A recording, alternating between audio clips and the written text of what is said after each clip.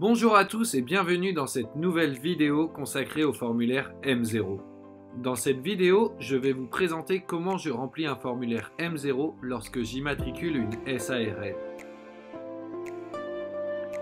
Avant toute chose, je dois disposer des statuts constitutifs de la société, de la liste des codes d'activité et d'un formulaire M0 vierge. Pour récupérer le formulaire M0, vous pouvez le trouver sur Google. Cependant, j'attire votre attention sur le fait que certains formulaires ne sont plus d'actualité, car la loi évolue. Il faut donc faire attention à bien détenir le dernier millésime, sinon le dossier d'immatriculation sera rejeté. Pour l'obtenir, j'ai mis en place une page internet sur laquelle vous pourrez télécharger ce formulaire M0. Vous pouvez cliquer sur le lien qui s'affiche en bas de votre écran. Une fois sur le site, vous allez dans le second onglet « Créer une entreprise » et vous cliquez sur « Formalité d'immatriculation ». À gauche de l'écran, vous verrez Formulaire M0 SARL. Pour télécharger les documents, vous cliquez sur l'icône PDF. Une page internet s'ouvre avec le document et vous cliquez en haut à droite sur le bouton Télécharger.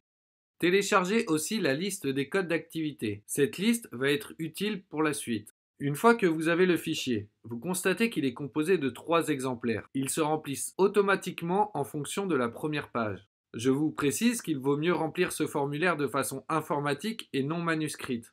Pour le cadre numéro 1, il faut préciser la forme juridique de la société. Donc c'est soit une SARL, soit une CELARL. Si la société est constituée par un seul associé, il ne faut pas oublier de cocher la case correspondante. Si la société est constituée sans exercer d'activité, il faut cocher la case juste en dessous. Dans mon exemple, j'immatricule une SARL composée de plusieurs associés. Pour le cadre numéro 2, il faut préciser la dénomination sociale de la société. Ensuite, il faut préciser la durée de la personne morale. Cette durée est rappelée dans les statuts à l'article durée. La durée ne peut excéder 99 ans. Pour le capital social, il faut préciser le montant exact.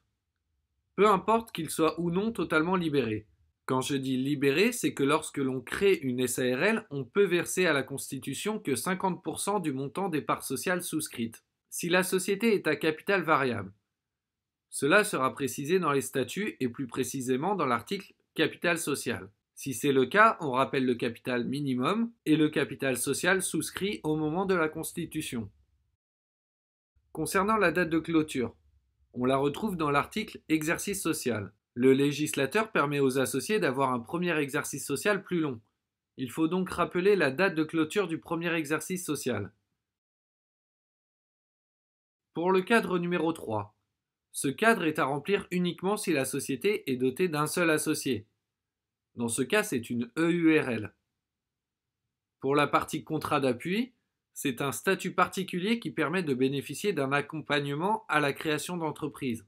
Si la société en bénéficie, on doit y reporter les informations mentionnées sur le contrat. Pour le cadre numéro 4, relatif au siège social, je rappelle tout d'abord le lieu du siège social. Ensuite, il ne faut pas oublier de préciser si la société est domiciliée à titre provisoire chez le gérant ou si la société a conclu un contrat de domiciliation avec une société agréée. Si la société a conclu un contrat de domiciliation, il conviendra de rappeler les informations relatives à la société de domiciliation. Concernant les activités de la société, précisées au cadre numéro 5, si l'on reproduit l'ensemble de l'objet social, on n'aura pas assez de place. Il faut donc énumérer de façon concise la ou les activités principales. Dans mon exemple, vous constatez que l'objet social est assez long. Je vais donc sélectionner uniquement l'activité principale. Le cadre numéro 6 correspond au cas d'une opération de fusion ou de scission. Si la société immatriculée n'est pas issue d'une fusion entre deux sociétés ou d'une scission, il n'est pas nécessaire de remplir ce cadre. Une fois que les informations relatives à la société ont été complétées, il convient de remplir la partie relative à l'établissement et à l'activité. Les cadres 7 à 11 ne sont pas à remplir si la société n'a pas d'activité. Si c'est le cas, on devra faire une formalité de mise en activité de la société par la suite. S'il n'existe pas d'établissement différent du siège social, il n'est pas nécessaire de remplir le cadre numéro 7. Mais s'il y a un établissement qui dépend du ressort d'un autre tribunal de commerce, il sera nécessaire de remplir un formulaire M2. Je vous présenterai ce formulaire dans une autre vidéo, relative à l'ouverture d'un établissement secondaire. Pour le cadre numéro 8, je tiens à vous faire quelques précisions. La dénomination sociale est celle que j'ai rappelée au cadre numéro 2. Une société peut avoir comme dénomination sociale tout terme librement choisi par les associés, qui fait souvent référence à l'activité de la société. Elle identifie l'entreprise en tant que personne morale. Le nom commercial correspond au nom qui figure sur les documents commerciaux. Par exemple les cartes de visite, les papiers à en-tête, en plus des mentions obligatoires telles que la dénomination sociale. Enfin, l'enseigne identifie le local d'exploitation, par exemple une boutique, et non l'entreprise qui gère le fonds de commerce. Il faut être prudent sur le choix de la dénomination sociale, du nom commercial et de l'enseigne. On ne peut pas utiliser un nom commercial ou une dénomination déjà utilisée par une société concurrente. Pour mon exemple, je n'ai pas de nom commercial ni d'enseigne. La société s'identifiera avec sa dénomination sociale. Concernant le cadre numéro 9, il faut préciser la date de début d'activité ainsi que si l'activité est permanente, saisonnière ou ambulante. Ensuite, il faut rappeler les activités principales exercées par la société. C'est grâce à ces précisions que l'INSEE attribuera un code d'activité. Le code d'activité qui sera attribué sera important pour l'avenir. Je reprends la liste de codes d'activité que j'ai téléchargé préalablement sur le site. Avec la liste, je sélectionne l'activité qui est mentionnée au sein de l'article Objet social. Par exemple, si la société fait de l'édition de logiciels, je fais une recherche par mot-clé logiciel et je retrouve les activités correspondantes. Pour l'édition de logiciels, il existe plusieurs types d'activités. Je choisis celle qui est la plus appropriée. Même si l'on reste précis dans le formulaire M0, il arrive fréquemment que le code APE qui sera attribué ne corresponde en rien à l'activité de la société. Dans ce cas, il faudra faire une demande de modification auprès de l'INSEE. Une fois que j'ai précisé les activités de la société, il faut qualifier la nature de l'activité principale ainsi que son lieu d'exercice. Dans mon exemple, c'est de la prestation de service qui s'effectue en clientèle. Pour le cadre numéro 10, si la société est une société d'exercice libéral, il faut remplir la première partie. Si la société est une SARL et pas une CELARL, je remplis origine du fonds de commerce ou artisanal.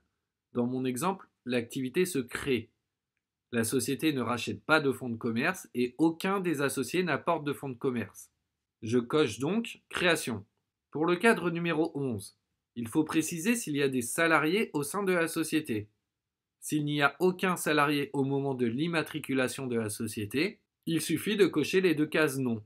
Concernant le cadre numéro 12, relatif à la nature de la gérance, on qualifie la gérance de majoritaire si les gérants possèdent ensemble plus de 50% du capital social. Si ce n'est pas le cas, je coche minoritaire égalitaire et je précise si une société possède des parts sociales de la société.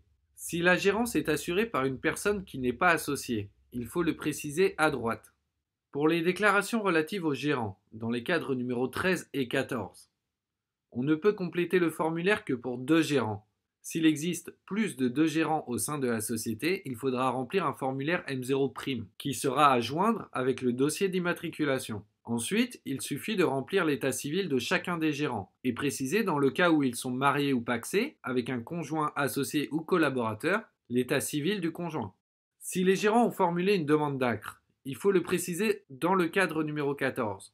S'il existe des personnes pouvant engager la société alors qu'elles n'ont pas de mandat social, je le précise dans le cadre numéro 15. Pour le cadre numéro 16, relatif aux options fiscales, il faut savoir qu'une SARL est par principe imposée sous le régime de l'impôt sur les sociétés. Mais elle peut opter pour l'impôt sur le revenu sous certaines conditions. En cas d'option pour l'impôt sur le revenu, il faudra envoyer une lettre d'option au service des impôts des entreprises compétents. Si la société ne souhaite pas être assujettie à la TVA, il ne faut pas cocher de case dans cette partie. Au cadre numéro 18, il faut préciser l'adresse de correspondance. C'est l'adresse à laquelle sera envoyé l'extrait cabis de la société ou les correspondances du greffe relatives à la formalité d'immatriculation. Si l'adresse de correspondance est celle du siège social, il suffit de cocher « Déclarer au cadre » et de remplir numéro 4.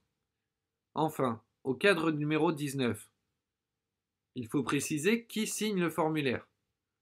C'est soit le gérant, soit un mandataire ayant un pouvoir.